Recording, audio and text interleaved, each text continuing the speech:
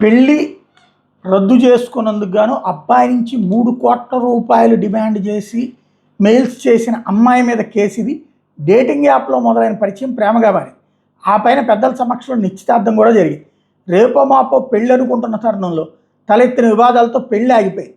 దీంతో అమ్మాయి 3 కోట్లు ఇవ్వాలని, లేదంటే మీ కుటుంబాన్ని చంపేస్తామని బెదిరిస్తూ అబ్బాయికి బెదిరింపు మెయిల్స్ పంపుతోంది. అబ్బాయి ఫిర్యాదుతో తిరుపతి ఈస్ట్ పోలీసులు అమ్మాయి మీద ఐటీ చట్టం కింద కేసు నమోదు చేశారు. తిరుపతి పోస్టల్ కాలనీలో నివాసుకుంటున్న ఏఆర్ వంశీ తమిళనాడులోని విజయ హాస్పిటల్లో శాస్త్రవేత్తగా పనిచేస్తున్నాడు.